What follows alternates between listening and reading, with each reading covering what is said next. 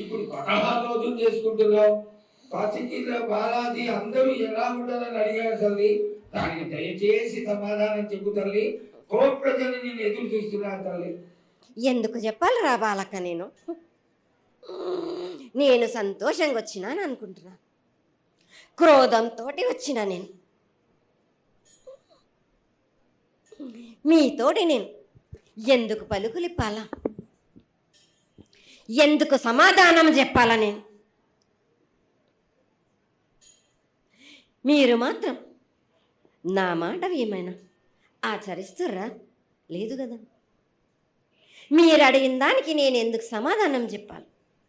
కాదు తల్లి, నువ్వు గుడ్డలకి ఎప్పుడు సలహాలు ఇవ్వడం, ఆశీర్వాదం ఇవ్వడం, ఏం తక్కువ చేస్తున్నావు అని తెలియజేయడమే నీ ధర్మం తల్లి.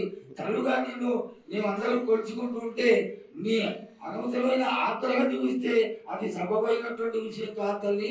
నువ్వు అనుగ్రహించే తీరాలి. మా తప్పులు చెప్పు, తప్పులు దిద్దుకుంటాం, పరిహారాలు ఏమిటో చేస్తాను తల్లి. 7 ఏళ్ళు 2 మాసాలు అయిపోయింది, 2 వర్షాలు కూడా అయిపోయింది. నా విగ్రహ ప్రతిష్ట చేస్తానని మాట తీసుకుంటున్నారు కానీ మీరు మాత్రం చెయ్యట్లేరు. మీరు కానీ నా ఆగ్రహానికి మీరు గురి అవుతున్నారు.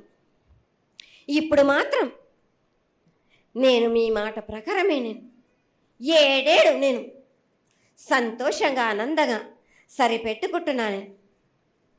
నా బాల బచ్చలందరినీ నేను ఏ ఆపద వచ్చినా నేను కాపాడుతున్నా. నేను ఏ ప్రమాదాలు వచ్చినా కానీ కాపాడుతున్నా. నేను మీరు మాత్రం నా మాటకు మాత్రం ఆచరించట్లేరు. నేను అది మాత్రం మీరు నాకు ఆ గ్రహానికి ఇస్తుంది. అమ్మా, ఆచరించకపోవడం అనేది ఏం లేదు తల్లి. ఎసురుబాటు లేక ప్రతిష్ట చేయలేకపోతున్నామే తప్ప చేయకూడదనేది ఇట్లా కాదు తల్లి. ఒకళ్ళు ఇద్దరు అడ్డుపుల్ల వేసినందువల్ల ప్రతిష్ట ఆగిపోయింది. ఎవరు అడ్డుపుల్ల వేసినా గాని తొలగించేదాన్ని నేను ఇంకా మాత్రం నేను ఊరుకోను. నేను ఎవరు అడ్డొచ్చినా నేను వాళ్ళను మాత్రం తీసుకుపోయేదే కానీ వాళ్ళకు నేను చుక్కలు చూపిస్తాను. ఇంకా మాత్రం నేను మాత్రం ఊరుకోను బాలక.